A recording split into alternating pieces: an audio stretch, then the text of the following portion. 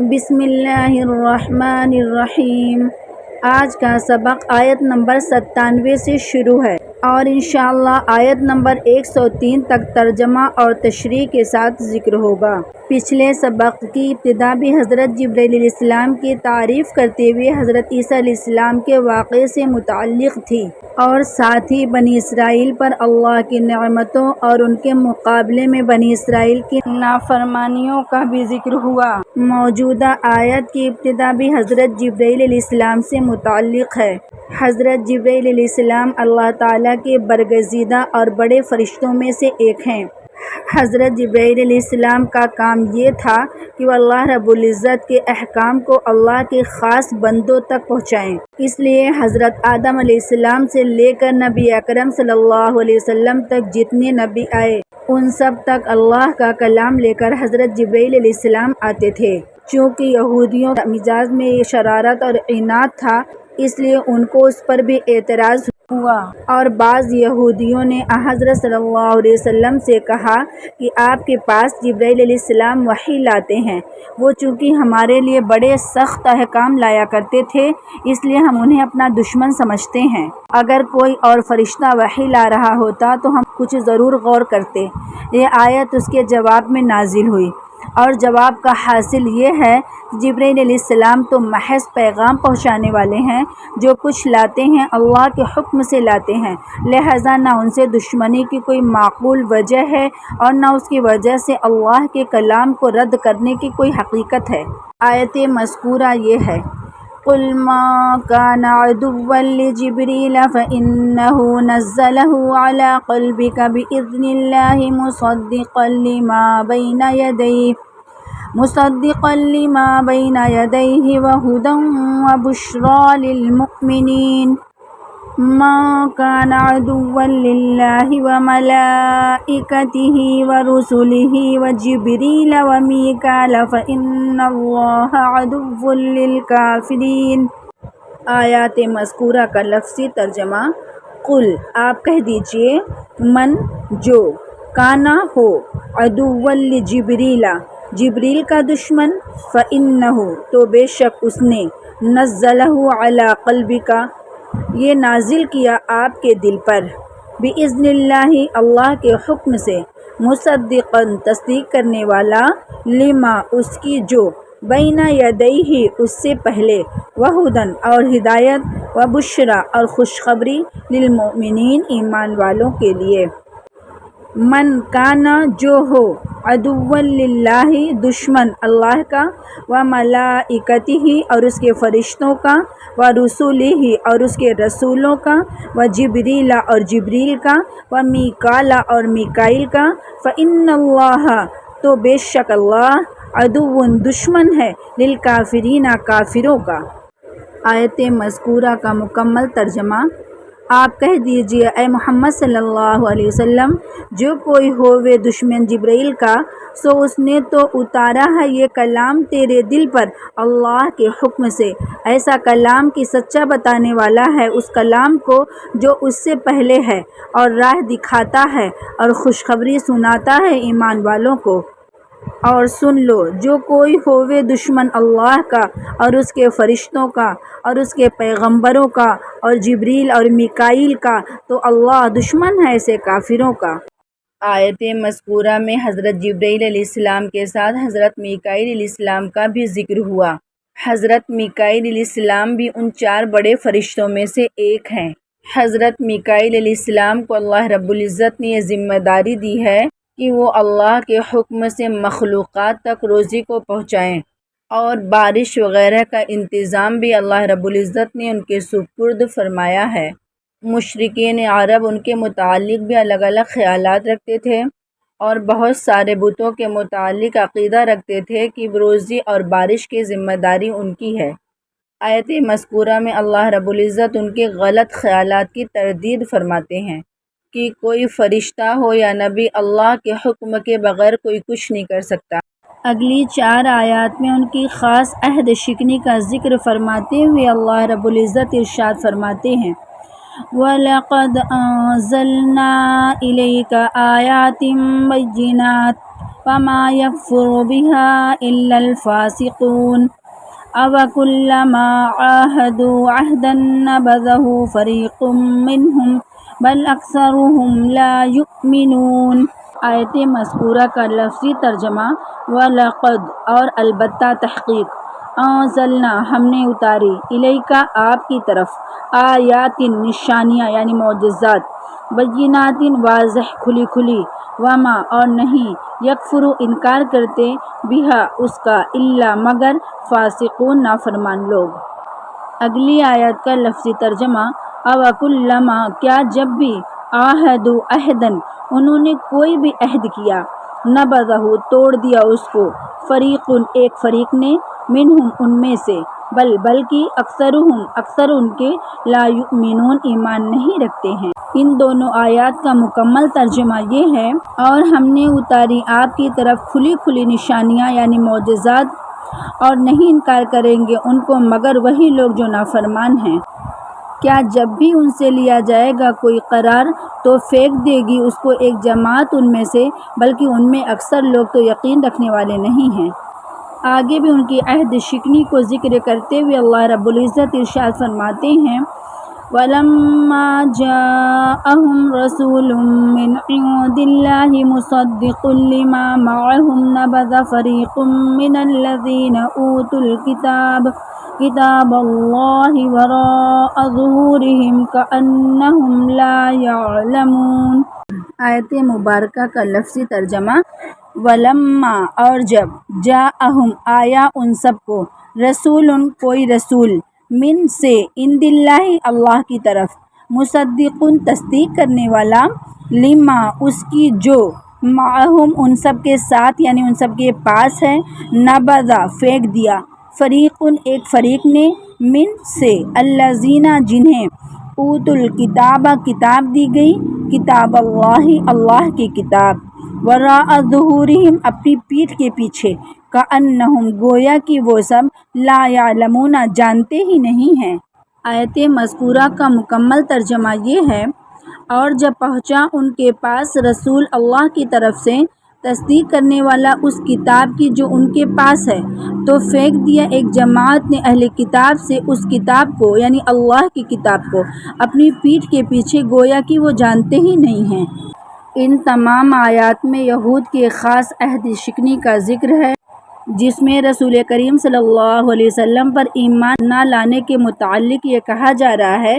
کہ جب ان کے پاس ایک عظیم الشان پیغمبر آئے اللہ کی طرف سے، جو رسول ہونے کے ساتھ تصدیق بھی کر رہے تھے اس کتاب کی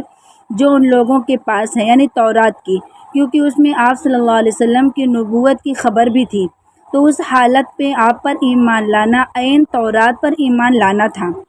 مگر باوجود اس کے ان اہل کتاب میں سے ایک فریق نے خود اس کتاب اللہ کو اس طرح پس پشت ڈال دیا جیسے کہ ان کے مضامین کو بالکل جانتے ہی نہیں اور کسی طرح کا علم ان کے پاس موجود نہیں ہے۔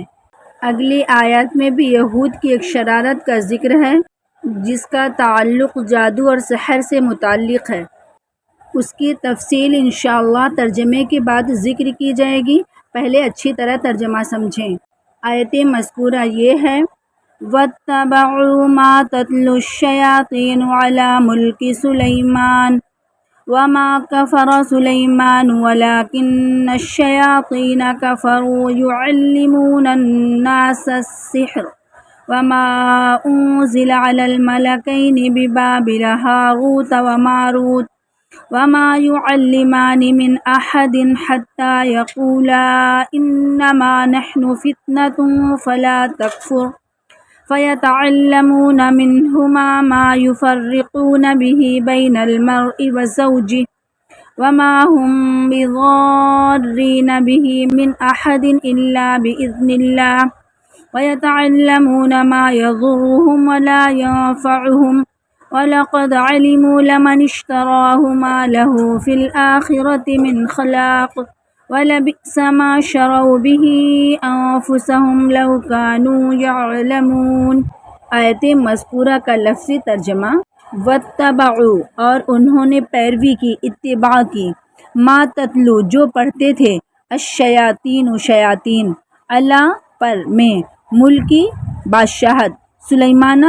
علیہ السلام، وما کفرا اور کفر نہ کیا سلیمان علیہ السلام نے، ولیکنہ لیکن شیاطین کفروا کفر کیا، یعلمون وہ سکھاتے، الناس لوگوں کو، سحر جادو، وما اور جو انزلہ نازل کیا گیا اللہ پر، الملکین دو فرشتے، بابل میں شہر بابل میں، ہاروت و ماروت اور ماروت، وما یعلمانی اور وہ دونوں نہیں سکھاتے تھے، من احد کسی کو، حتیٰ یہاں تک، یقولا وہ کہتے تھے، انما نحن ہم صرف، فتنۃ آزمائش میں ہیں، فلا پس نہ کر، تکفروا تو کفر، فیتعلمون سو وہ سیکھتے تھے، منہما ان دونوں سے، ما جس سے، یفرقون جدائی ڈالتے، بھی اس کے ذریعہ، بین درمیان، المرء خاوند، واو اور زوجہ اس کی بیوی، وما ہم اور نہیں ہیں، بضارین بھی نقصان پہنچانے والے اس سے، من احد کسی کو، الا مگر باذن اللہ اللہ کے حکم سے، ویتعلمون اور وہ سیکھتے ہیں، ما یضرہم جو انہیں نقصان پہنچائے، ولا ینفعہم اور انہیں نفع نہ دے، ولقد اور وہ البتہ تحقیق، علیم جان چکے، لمن جس نے، اشتراہ یہ خریدا، ما نہیں، لہو اس کے لیے، فی الآخرتی آخرت میں، من خلاق کوئی حصہ، ولبئس اور البتہ برا، ما جو، شروا انہوں نے بیچا خریدا، بھی اس سے، انفسہم اپنے آپ کو، لو کانوا یعلمون کاش کی وہ جانتے۔ آیت مبارکہ کا مکمل ترجمہ یہ ہے، اور یہ بنی اسرائیل ان منتروں کے پیچھے لگ گئے جو پڑھتے تھے شیطان سلیمان علیہ السلام کی بادشاہت کے وقت، اور کفر نہیں کیا سلیمان علیہ السلام نے، لیکن شیطانوں نے کفر کیا کہ وہ سکھلاتے تھے لوگوں کو جادو، اور اس علم کے پیچھے ہو لیے جو اترا دو فرشتوں پر شہر بابل میں، جن کا نام ہاروت اور ماروت ہے، اور انہیں سکھاتے تھے وہ دونوں فرشتے کسی کو جب تک یہ نہ کہہ دیتے کہ ہم تو آزمائش کے لیے ہیں، سو تو کافر مت ہو، پھر ان سے سیکھتے وہ جادو جس کے ذریعہ سے جدائی ڈالتے مرد میں اور اس کی بیوی، یعنی شوہر اور بیوی کے درمیان، اور وہ اس سے نقصان نہیں کر سکتے کسی کا بغیر اللہ کے حکم کے، اور سیکھتے ہیں وہ چیز جو نقصان کرے ان کا اور فائدہ نہ کرے، اور خوب جان چکے ہیں کہ جس نے اختیار کیا جادو کو، نہیں ہے اس کے لیے آخرت میں کچھ حصہ، اور بہت ہی بری چیز ہے وہ جس کے بدلے میں بیچا انہوں نے اپنے آپ کو، اگر ان کو سمجھ ہوتی۔ مذکورہ آیت میں اللہ رب العزت نے یہودیوں کی ایک اور بدعملی کی طرف اشارہ فرمایا ہے، اور وہ جادو ٹونے کے پیچھے لگنا ہے۔ جادو اور ٹونے کے پیچھے لگنا شرعاً ناجائز تھا، آج بھی اور ہمیشہ تھا، بالخصوص اگر جادو میں شرکیہ کلمات منتر کے طور پر پڑھے جائیں تو ایسا جادو کفر کے مرادف ہے۔ حضرت سلیمان علیہ السلام کے زمانے میں کچھ شیاطین نے، جن میں انسان اور جنات دونوں شامل ہو سکتے ہیں، بعض یہودیوں کو یہ پٹی پڑھائی کہ حضرت سلیمان علیہ السلام کی سلطنت کا سارا راز جادو میں چھپا ہوا ہے، اگر تم جادو سیکھ لوگے تو تمہیں بھی حیرت انگیز اقتدار یعنی بادشاہت نصیب ہوگا۔ چنانچہ یہ لوگ جادو سیکھنے اور اس پر عمل کرنے میں لگ گئے، حالانکہ جادو پر عمل کرنا نہ صرف ناجائز تھا بلکہ اس کی بعض قسمیں کفر تک پہنچتی تھیں۔ دوسرا غضب یہودیوں نے یہ بھی کیا کہ خود حضرت سلیمان علیہ السلام کو جادوگر قرار دے کر ان کے بارے میں مشہور کر دیا کہ انہوں نے آخری عمر میں بتوں کو پوجنا شروع کر دیا تھا، نعوذ باللہ۔ ان کے بارے میں جھوٹی داستانیں انہوں نے اپنی مقدس کتابوں میں بھی شامل کر دیں، جو آج تک بائبل میں موجود ہیں۔ ان کے معاذ اللہ مرتد ہونے کا بیان آج بھی ان کی کتاب میں موجود ہے۔ قرآن کریم نے اس آیت میں حضرت سلیمان علیہ السلام پر اس ناپاک بہتان کی تردید فرمائی ہے۔ اس سے یہ بات بھی واضح ہو جاتی ہے کہ جن لوگوں نے قرآن کریم پر یہ الزام لگایا کہ وہ یہودیوں اور عیسائیوں کی کتابوں سے ماخوذ ہے، وہ کتنا غلط الزام ہے۔ یہاں قرآن کریم صریح الفاظ میں یہود و نصارہ کی کتابوں کی تردید کر رہا ہے۔ حقیقت تو یہ ہے کہ حضرت صلی اللہ علیہ وسلم کے پاس ایسا کوئی ذریعہ نہیں تھا جس سے وہ خود معلوم کر سکتے کہ یہودیوں کی کتابوں میں کیا لکھا ہے۔ اس بات کا علم آپ کو وحی کے سوا کسی اور راستے سے نہیں معلوم ہو سکتا تھا۔ اس آیت میں بذات خود آپ کے صاحب وحی رسول ہونے کی واضح دلیل بھی موجود ہے کہ آپ نے نہ صرف یہ بتایا کہ یہودیوں کی کتابوں میں حضرت سلیمان علیہ السلام پر کیا بہتان لگایا گیا ہے، بلکہ اس قدر جم کر اس کی تردید فرمائی۔ واقعے کی تفصیل یہ ہے کہ بابل عراق کا مشہور شہر تھا۔ ایک زمانے میں وہاں جادو کا بڑا چرچا ہو گیا تھا اور یہودی بھی اس ناجائز کام میں بری طرح ملوث ہو گئے تھے۔ انبیاء کرام اور دوسرے نیک لوگ انہیں جادو سے منع کرتے تو وہ بات نہ مانتے تھے۔ اس سے بھی خطرناک بات یہ تھی کہ لوگوں نے جادوگروں کے شعبدے کو معجزے سمجھ کر انہیں اپنا دینی مقتدیٰ بنا لیا تھا۔ اس موقع پر اللہ تعالیٰ نے اپنے 2 فرشتے جن کا نام ہاروت اور ماروت تھا دنیا میں انسانی شکل میں بھیجے تاکہ وہ لوگوں کو جادو کی حقیقت سے آگاہ کریں اور یہ بتائیں کہ خدائی معجزات سے ان کا کوئی تعلق نہیں ہے۔ معجزہ براہ راست اللہ تعالیٰ کا عمل ہے جس میں کسی ظاہری سبب کا کوئی دخل نہیں ہوتا ہے۔ اس کے برعکس جادو کے ذریعے جو کوئی شعبدہ دکھایا جاتا ہے وہ اسی عالم اسباب کا یعنی دنیا کی چیزوں کا کچھ حصہ ہوتا ہے۔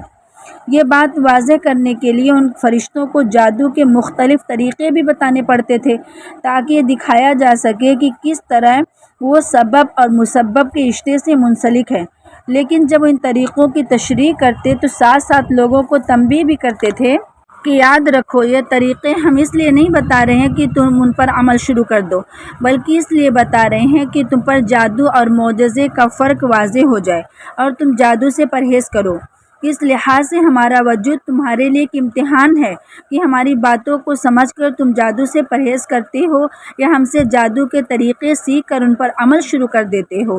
یہ کام انبیاء علیہ السلام کے بجائے فرشتوں سے بظاہر اس لیے لیا گیا کہ جادو کے فارمولے بتانا خواہ وہ صحیح مقصد سے کیوں نہ ہو انبیاء کرام کو زیبا نہیں دیتا تھا۔ اس کے برعکس فرشتے چونکہ غیر مکلف ہوتے ہیں اس لیے ان سے بہت سے تکوینی کام لیے جا سکتے ہیں۔ بہرحال نافرمان لوگوں نے ان فرشتوں کی طرف سے کہی گئی باتوں کو تو نظر انداز کر دیا اور ان کے بتائے ہوئے فارمولوں کو جادو کرنے میں استعمال کرنے لگے، اور وہ بھی ایسے گھناؤنے مقاصد کے لیے جو ویسے بھی حرام تھے، مثلا میاں بیوی میں پھوٹ ڈال کر نوبت طلاق تک پہنچا دینا۔ بہرحال قرآن اور حدیث کی اصطلاح میں سحر صرف ایسے عمل کو کہا جاتا ہے جس میں کفر اور شرک اور فسق اور فجور اختیار کر کے جنات اور شیاطین کو راضی کیا گیا ہو اور ان سے مدد لی گئی ہو، ان کی امداد سے کچھ عجیب واقعات ظاہر ہو گئے ہوں۔ سحر بابل جن کا ذکر قرآن میں ہے اس سے مراد یہی سحر ہے اور اسی سحر کو قرآن میں کفر قرار دیا گیا ہے، اور ظاہر بات ہے کہ شیاطین پر لعنت کرنے اور ان سے عداوت اور مخالفت کرنے کے احکام قرآن اور حدیث میں بار بار آئے ہیں۔ اس کے خلاف ان سے دوستی اور ان کو راضی کرنے کی فکر خود ہی ایک گناہ ہے۔ پھر وہ راضی جب ہی ہوتے ہیں جب انسان کفر اور شرک میں مبتلا ہو جس سے ایمان ہی سلب ہو جاتا ہے، یا کم از کم فسق اور فجور میں تو انسان مبتلا ہی ہو جاتا ہے،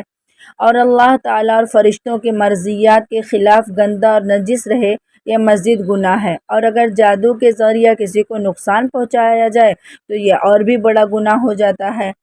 جب یہ پوری طرح ثابت ہو گیا کہ کفر اعتقادی یا عملی سے خالی نہیں ہے، جب یہ پوری طرح ثابت ہو گیا کہ سحر کفر اعتقادی یا عملی سے خالی نہیں، تو اس کا سیکھنا اور سکھانا بھی حرام ہے، اس پر عمل کرنا بھی حرام۔ البتہ اگر مسلمانوں سے دفع ضرر کے لیے بقدر ضرورت سیکھا جائے تو بعض فقہا کے نزدیک جائز ہے۔ آیت مذکورہ سے یہ مسئلہ بھی ثابت ہوتا ہے۔ ان مسائل کو سمجھنا ضروری ہے۔ مسئلہ نمبر 1، تعویذ، گنڈے وغیرہ جو عامل کرتے ہیں ان میں بھی اگر جنات اور شیاطین سے مدد حاصل کی جائے تو بحکم سحر ہیں اور حرام ہے۔ مسئلہ نمبر 2، قرآن اور سنت کے اصطلاحی سحر بابل کے علاوہ باقی قسمیں سحر کی ان میں بھی اگر کفر اور شرک کا ارتکاب کیا جائے تو وہ بھی حرام ہے۔ مسئلہ نمبر 3، خالی مباح اور جائز امور سے کام لیا جائے تو اس شرط کے ساتھ جائز ہے کہ اس کو کسی ناجائز مقصد کے لیے استعمال نہ کیا جائے۔ مسئلہ نمبر 4، اگر قرآن اور حدیث کے کلمات ہی سے کام لیا جائے مگر ناجائز مقصد کے لیے استعمال کریں تو وہ بھی جائز نہیں، مثلا کسی کو ناحق ضرر پہنچانے کے لیے کوئی تعویذ کیا جائے یا وظیفہ پڑھا جائے، اگرچہ وظیفہ اسماء الہیہ یا آیات قرآنیہ ہی کا ہو بھی حرام ہے، اس لیے ان سب معاملات میں بہت احتیاط کی ضرورت ہے۔ آیت مذکورہ میں ایک اور اصولی غلطی پر تنبیہ کی جا رہی ہے، وہ یہ کہ جادو پر ایمان رکھنے والے یہ سمجھتے تھے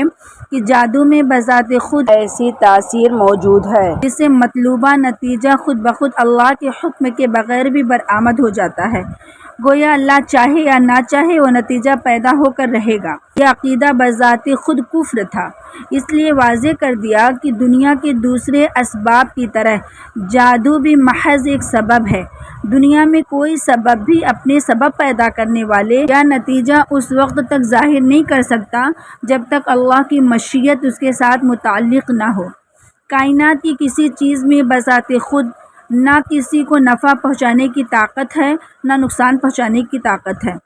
لہٰذا اگر کوئی ظالم کسی پر ظلم کرنا چاہتا ہے تو اللہ کی قدرت اور مشیت کے بغیر کچھ نہیں کر سکتا۔ البتہ چونکہ دنیا ایک امتحان کی جگہ ہے، اس لیے یہاں اللہ کی سنت یہ ہے، طریقہ یہ ہے کہ جب کوئی شخص اللہ کی نافرمانی کرتے ہوئے کوئی گناہ کرنا چاہتا ہے یا کسی پر ظلم کرنا چاہتا ہے تو اگر اللہ تعالیٰ تکوینی مصلحت کے مطابق سمجھتا ہے تو اپنی مشیت سے وہ کام کرا دیتا ہے، اسی کے نتیجے میں ظالم کو گناہ اور مظلوم کو ثواب پہنچ جاتا ہے، ورنہ اگر اللہ اسے اس کام کی قدرت نہ دے تو امتحان کیسے ہو؟ لہٰذا جتنے گناہ کے کام دنیا میں ہوتے ہیں وہ اللہ ہی کی قدرت اور مشیت سے ہوتے ہیں، اگرچہ اس کی رضامندی ان کو حاصل نہیں ہوتی۔ اور اللہ تعالیٰ کی مشیت اور اس کی رضامندی میں فرق یہی ہے کہ مشیت اچھے برے ہر کام سے متعلق ہو سکتی ہے، مگر رضامندی صرف جائز اور ثواب کے کام کے ساتھ مخصوص ہے۔ اس آیت کے شروع میں بھی بتایا گیا کہ وہ یہ حقیقت جانتے ہیں کہ جو مشرکانہ جادو کا خریدار ہوگا اس کا آخرت میں کوئی حصہ نہیں، لیکن آیت کے آخری حصے میں فرمایا کہ کاش وہ علم رکھتے، جس کا مطلب یہ ہے کہ انہیں اس حقیقت کا علم نہیں ہے۔ بظاہر دونوں باتیں الگ الگ معلوم ہوتی ہیں، لیکن در حقیقت اس انداز سے ایک بڑا سبق دیا گیا ہے